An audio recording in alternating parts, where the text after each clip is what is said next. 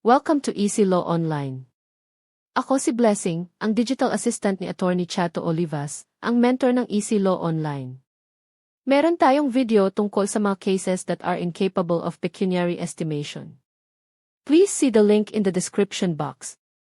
Sa video naman na ito, pag-uusapan natin ang mga kaso that are considered capable of pecuniary estimation. Alamin natin ito ng mabuti so you will never be confused. Simplihan natin. Here's a 3-point guide na dapat mong tandaan. Guide 1. Ano ba talaga ang mga kasong ito? In simple terms, ito yung mga kaso na pera o property ang pinag-aawayan. Ang main goal ng plaintiff ay makakuha ng bayad o bawiin ang property na may malinaw na halaga. Sa mga kasong ito, numbers control the game. Kailangan mo munang malaman ang eksaktong halaga or amount involved o ang assessed value ng lupa para malaman mo kung sa first level or second level court ka magpa-file ng kaso. Guide 2. Ang checklist para maging sigurado. Kapag binabasa mo ang exam problem, tandaan mo ang checklist na ito. Kung nag-yes ka sa isa nito, capable of pecuniary estimation yan. First, the cash test. Pera ba talaga ang dulo nito? Gusto ba ng plaintiff na sa ending ng kaso, may hawak na check o bayad mula sa adverse party?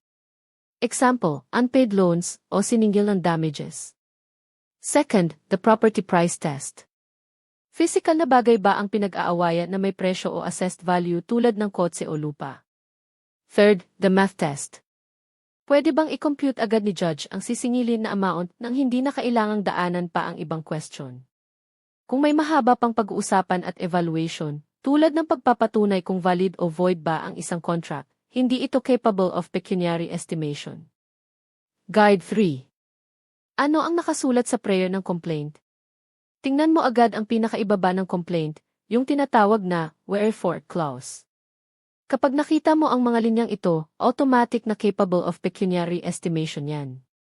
Singilan ng utang, order the defendant to pay the sum of 500,000 pesos t.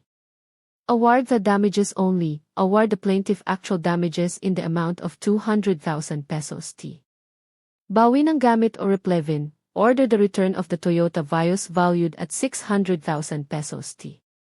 Agawan ng lupa o real actions, declare the plaintiff as the owner of the land with an assessed value of 50,000 pesos. Bakit maraming nako-confuse? Nako-confuse ang mga estudyante dahil akala nila, kapag malaking pera ang pinag-uusapan, automatic capable of pecuniary estimation na ito.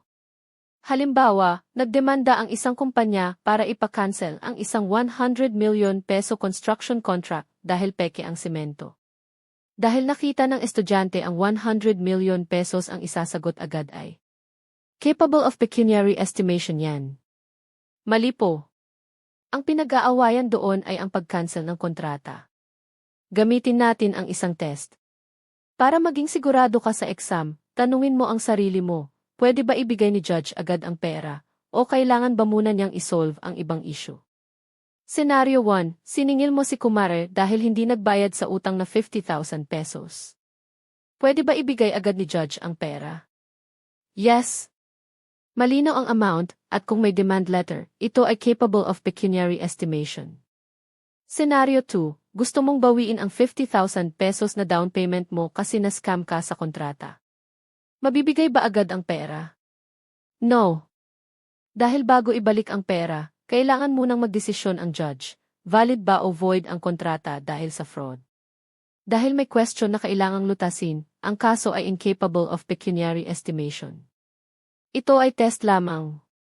Dapat dumaan ang kaso sa trial bago magdesisyon ang judge. Tingnan lagi ang pinakaugat ng problema. Huwag magpapadala sa nakasisilaw na dami ng zero.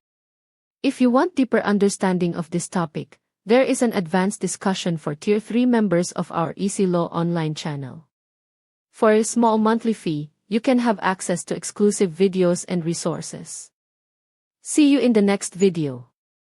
Meanwhile, wherever you go, do justice, love kindness, and walk humbly with God. God bless you.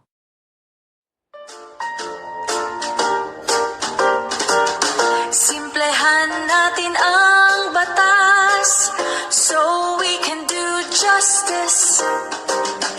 That's easy law.